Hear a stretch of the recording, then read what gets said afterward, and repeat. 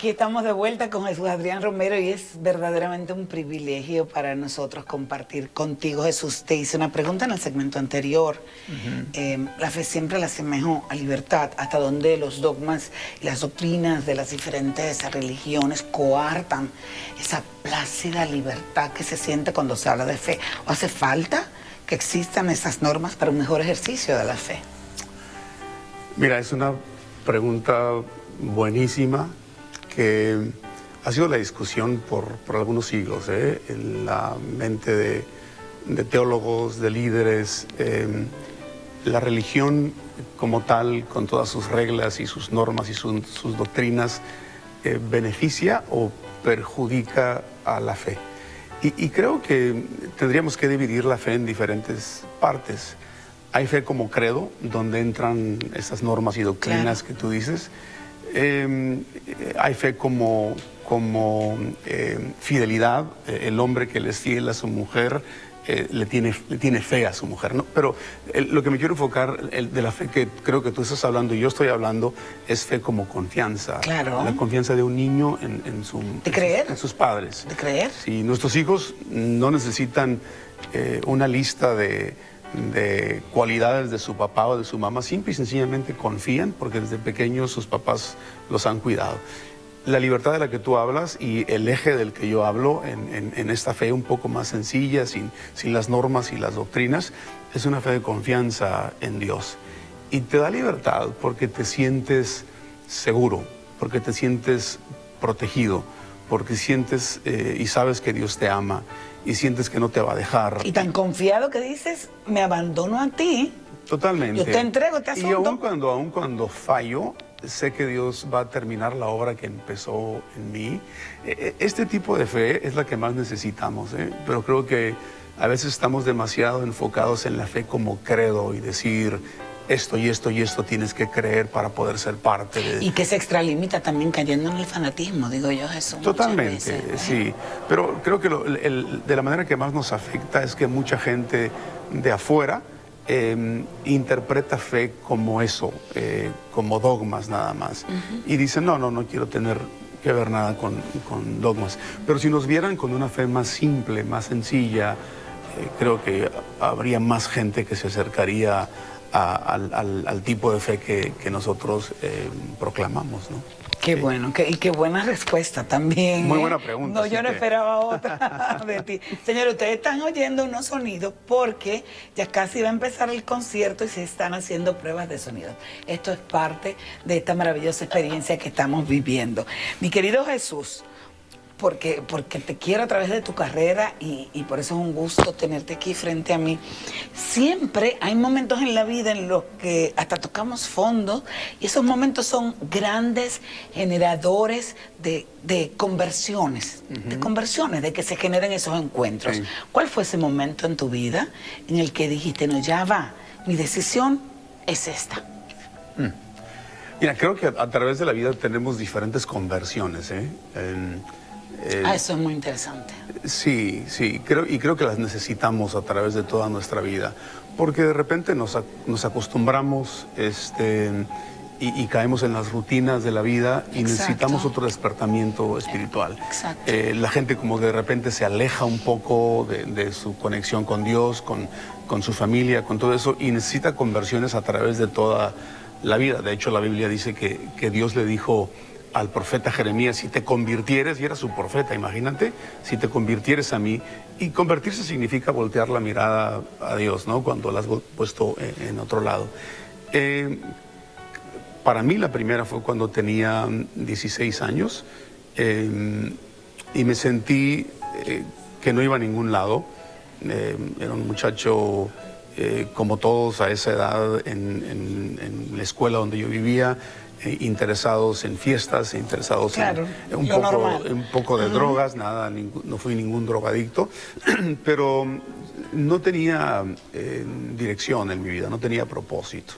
Y me acuerdo que fui a una reunión donde escuché jóvenes hablar que realmente me hicieron sentir como que, híjole, ellos tienen algo por qué vivir, algo que hacer, y yo aquí estoy viviendo mi vida entre mis amigos y fiestas. Pero venías de una familia católica. Sí, venía de una familia católica. Entonces, ¿cómo se dio esa transición a ser evangélico? Me invitaron. ¿Qué te dejó a de gustar de la religión católica y qué te atrajo y te sedujo de la evangélica? No sucedió de esa manera. Creo que de niño, como todo niño de una familia católica, hice todo lo que haces en la iglesia católica, te bautizaron, haces tu primera comunión, me confesaba cada vez que yo podía. Y siempre he dicho que los recuerdos que tengo de mi vida como católico, que fue de niño y parte de mi adolescencia, fue buena. Yo no tuve experiencias negativas, pero en mi adolescencia me empecé a alejar de la iglesia, me empecé a alejar un poquito de la fe, y a los 16 es cuando me invitan a una reunión de jóvenes que eran cristianos evangélicos. Y así se dio el cambio, de esa manera. No era huir de una religión para otra. O porque te indignaste por algo. No. Pero comenzaste a ser pastor a los 16 años. No, a los 16 años empecé a aprender a tocar piano, guitarra, a escribir las primeras canciones. No, pastor ya no fue hasta mucho más después de los 20 que empecé a pastorear. Porque eso me llamaba mucho la atención. Digo, ¿hasta dónde la juventud iba en tu contra con relación a la credibilidad? Porque tú sabes que cuando se habla de una prédica, de la palabra del Señor, casi siempre, no, ese muchacho es muy joven. Sí. Y desestima lo que tú estás diciendo justamente por eso. Sí. A los 20 también muy joven. ¿Qué tal el manejo de la credibilidad por tu juventud? Es que aquí la pregunta sería, ¿a quién le crees más? ¿A una persona que sabe mucho, intelectualmente hablando, pero te comunica muy poco con su corazón?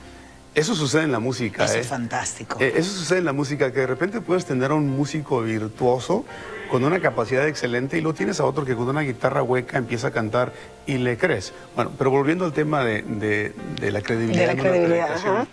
Yo le creo más a una persona honesta y apasionada y con un corazón para con Dios que alguien que sabe un poco de todas las doctrinas y de la teología, pero está seco, pero está vacío y se ha vuelto todo argumento. Eso me encanta. Entonces, lo que dices.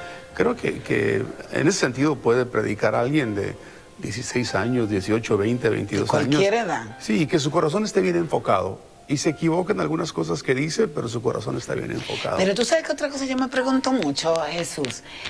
¿Da trabajo ser pastor en este sentido? Cuando se habla de un pastor, se está hablando de una percepción de que esa persona tiene que ser cuasi perfecto. De que no le puede dar permiso ni a la vulnerabilidad, ni a la comisión de ningún tipo de error, porque encima está muy expuesto y va a ser severamente juzgado. ¿Qué tal llevas eso tú? ¿Es así? Y te anexo otra pregunta. Con relación a la crianza de tus hijos, ¿ha sido más exigente justamente porque tienen que desenvolverse como los hijos del pastor? Bueno, para responderte la pregunta, sí, el apóstol Pablo habla de que aquellos que de alguna manera quieren dirigir como líderes deben de manejar un estándar de integridad mejor que los demás, ¿no? Porque cómo te vas a poner a parar en una plataforma y hablar de muchas cosas con las que realmente no tienes. Además te sigue la gente. Sí, entonces debe de haber cierto nivel de integridad y hay una lista que da el apóstol Pablo de las cosas que se deben de guardar. Pero hay un error en el creer que el que está en una posición de liderazgo no tiene las mismas tentaciones, debilidades, problemas y luchas que tienen los demás. Y entonces en ese sentido los pastores se van a equivocar, los líderes se van a equivocar, pero hay gente que si eso sucede es como reventarles esa burbuja en la que vivían pensando que el pastor debe ser una persona perfecta. No, para nada. Y es un gran error. A mí se me acercó una señora en una gira en Argentina, y esto lo digo muchas veces. Cuando salí del concierto se acerca, me toma la mano y me dice: Jesús Adrián, ¿puedes orar por mí? Porque a ti Dios te escucha más. Y me sentí como un fraude totalmente cuando me dijo eso. Como un fraude porque pues no es cierto que mi Dios me escucha más. El que alguien sea pastor no garantiza que Dios te va a escuchar más. Estás al nivel de todas las personas. Y creo que eso, que tiene que ver con el sacerdocio de todos los creyentes, es algo que tenemos que enseñar más. Y que la gente deje de poner a los líderes en un pedestal del que si caen, hace mucho daño después. Es que no hay casi indulgencia, ¿eh? Ujú. O sea, se juzga muy severamente. Sí, sí. En ese tenor, en ese sentido. Sí. Casado con Pecos, una hermosa mujer, hace 30 años, más de 30 años, 30 años, ya. sí, sí. Madre mía, ¿a quién que hay que hacerle un reconocimiento, Jesús? ¿A Pecos? Creo que a Pecos. ¿O a ti? No. Bueno, lo dice con conocimiento de causa. No, digo, para poder hacer lo que uno hace, hablando de viajar, de estar tanto tiempo fuera de casa, dedicarme a escribir y todo lo que hago, necesitas a alguien que primero cree en ti, te apoya, y entiende los gajes de este oficio, lo que viene con esta situación. Y en ese sentido, Pecos ha sido un regalo de Dios para mi vida, entonces sí. ¿Qué no habrías logrado sin Pecos? No sé, creo que muy poco, en serio. O sea,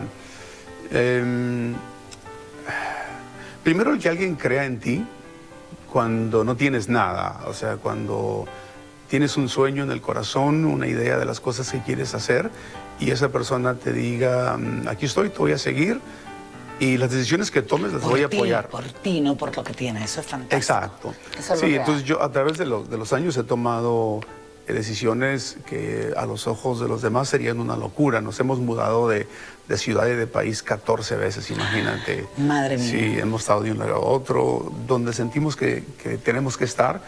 Y Pecos, mudarte de casa, imagínate, 14 veces en 30 años de casados. Pero ella siempre ha creído, aun cuando fueron decisiones que en su momento se veían como descabelladas. O sea que Pecos manda en casa. Sí, en ese sentido, sí. Si ella dice no nos vamos, pues Y tú siempre la última palabra, lo que tú digas, Pecos, Sí, pero, eso lo tenemos. Pero, o sea, el cuidado de los hijos. Yo me acuerdo que cuando ellos estaban pequeños y yo andaba, por ejemplo, en Argentina, por decir un país, Pecos tenía un libro de mapas de todos los países del mundo. Entonces ella sacaba el país de Argentina. Ay, qué bella. Y le iba diciendo a los niños. Y les decía a los niños, papá anda en Argentina, y luego les leí un poco del país. Este país habla español, es predominantemente católico, algunas características, y luego les llevamos a orar por papá, que él fue a ese lugar a cantar, a tener un concierto que va a ayudar a mucha gente. Qué bello. Entonces mis hijos crecieron siempre entendiendo de qué se trataba lo que yo Bendecido hacía. también en eso, una mujer Claro. extraordinaria al lado tuyo. Sí. Te dejo una pregunta también para el próximo segmento. Tenemos Ok. que hacer una pausita. Además, Pecos te ha dado 3 maravillosos hijos. Tienes a Anay, a Melissa y a Adrián Roberto Romero. 2 de ellos trabajan fijos con Jesús Adrián. Dicen que los hijos se quieren por igual y es muy cierto. Pero cada uno tiene algo individual que te ha llenado la vida. Y soy de las que pienso que los hijos dan más que lo que uno les puede dar a ellos. Cuando regresemos me vas a decir qué te ha dado cada uno de esos 3 hijos que son tus 3 tesoros. Jesús Adrián Romero con nosotros cantando, contando. Esto es una cuestión de fe. No se muevan. Mi corazón